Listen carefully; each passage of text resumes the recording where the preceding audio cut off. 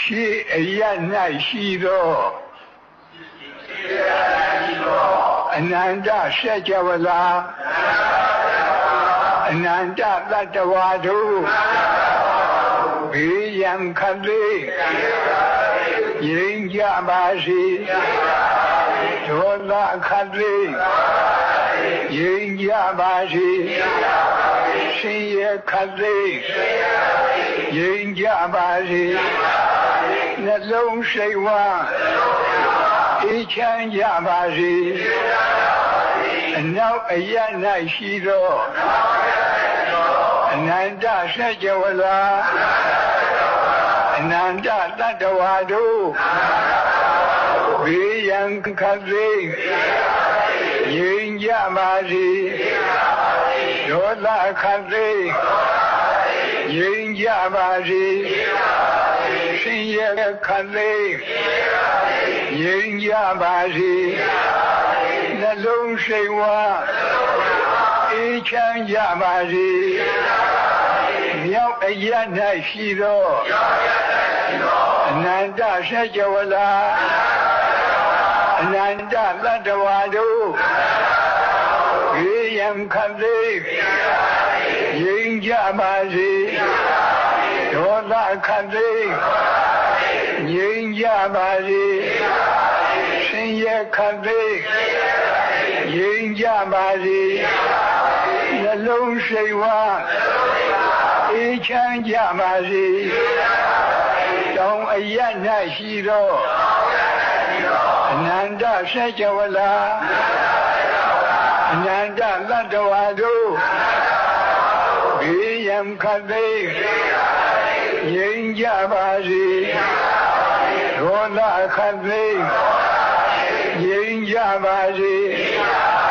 ရှင်ရခတ်လေးငြိမ်းကြပါစေနှလုံးစိတ်ဝမ်းအေးချမ်းကြပါစေအရှိတောင်တောင်အရ၌ရှိသောအနန္တစัจ java လာအနန္တတတ္တဝါတို့ဘေးရန်ခတ်လေးငြိမ်းကြပါစေဒေါသခတ်လေးငြိမ်းကြပါစေရှင်ရခတ်လေးငြိမ်းကြပါစေနှလုံးစိတ်ဝမ်းအေးချမ်းကြပါစေအနောက်မြောက်တောင်အရ၌ရှိသောအနန္တစัจ java လာအနန္တတတ္တဝါတို့ဘေးရန်ခတ်လေးငြိမ်းကြပါစေဒေါသခတ်လေးငြိမ်းကြပါစေရှင်ရခတ်လေးငြိမ်းကြပါစေနှလုံးစိတ်ဝမ်းအေးချမ်းကြပါစေအရှိမြောက်ထောင်အရ၌ရှိသောအနန္တစัจ java လာအနန္တတတ္တဝါတို့ဘေးရန်ခတ်လေးငြိမ်းကြပါစေ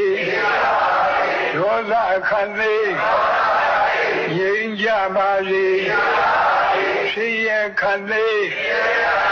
ငြိမ်းကြပါစေနှလုံးစိတ်ဝမ်းအေးချမ်းကြပါစေအနောက်တောင်တောင်အရ၌ရှိသောအနန္တစัจ java လာအနန္တတတ္တဝါတို့ဘေးရန်ခတ်လေးငြိမ်းကြပါစေဒေါသခတ်လေးငြိမ်းကြပါစေရှင်ရခတ်လေးငြိမ်းကြပါစေနှလုံးစိတ်ဝမ်းအေးချမ်းကြပါစေအောက်အရ၌ရှိသောထက်ဝန်းကျင်အနန္တစัจ java လာအပေဘုံသာအနန္တတတ္တဝါတို့ဘေးရန်ခတ်လေးငြိမ်းကြပါစေဒေ ဒေါသခတ်သိငြိမ်းကြပါစေရှင်ရဲ့ခတ်သိငြိမ်းကြပါစေနှလုံးစိတ်ဝမ်းအေးချမ်းကြပါစေအထက်အရ၌ရှိသောထဝန်းကျင်အနန္တဆက်ကြဝဠာအနန္တနတ်မြမာတို့ဘေးရန်ခံသိငြိမ်းကြပါစေဒေါသခံသိငြိမ်းကြပါစေရှင်ရဲ့ခံသိငြိမ်းကြပါစေနှလုံးစိတ်ဝမ်းအေးချမ်းကြပါစေဟောတာပဋိသင်္ပိဒမေပါဠိတော်ကလာတဲ့ဓိတာဖရဏမေတ္တာလို့ခေါ်တဲ့အယတ်10မျက်နှာအာယုံပြုပြီးတော့ဖြန့်ဝေတဲ့မေတ္တာဒီအယတ်10မျက်နှာထားပုံကခုပြောသလိုပဲရှားရဲကထားတာကအရှိအနောက်မြောက်တောင်ဒီအစဉ်အတိုင်းအရှိတောင်တောင်အနောက်မြောက်တောင်အရှိမြောက်တောင်အနောက်တောင်တောင်ဒီလိုရှင်းပါတယ်မိမိတို့လွယ်ရှင်းရင်တော့အရှိကနေပြီးတော့အရှိတောင်ကနေတောင်ကနေပြီးတော့အနောက်တောင်က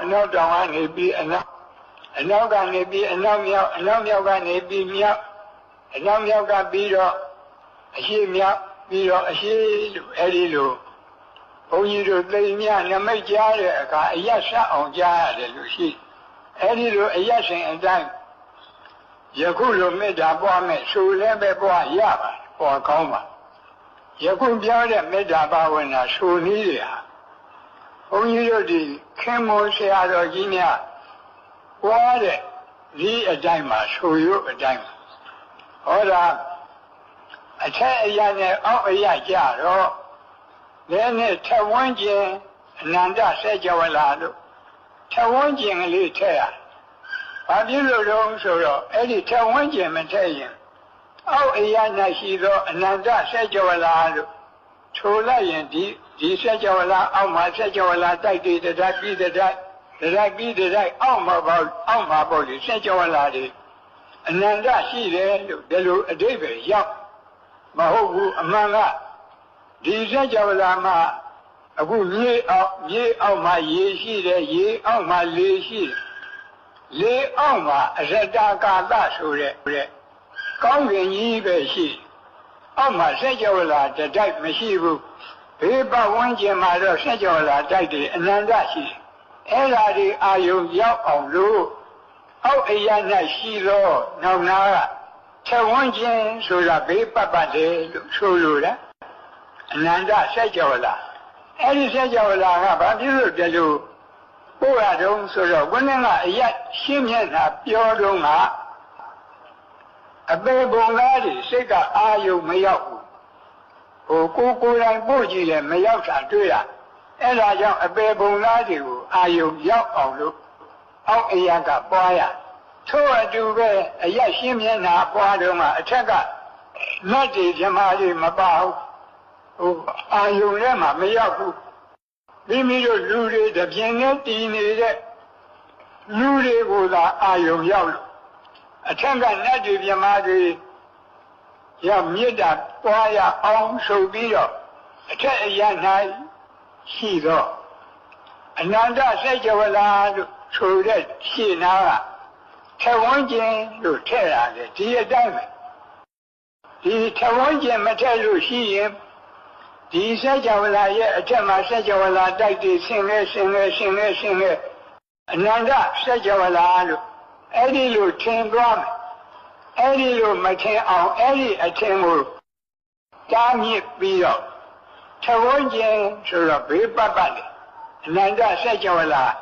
အနန္တနတ်ပြမာတို့ဒါလေးပဲထူတယ်ဒါဓိတာခရဏမေတ္တာလို့ခေါ်တယ်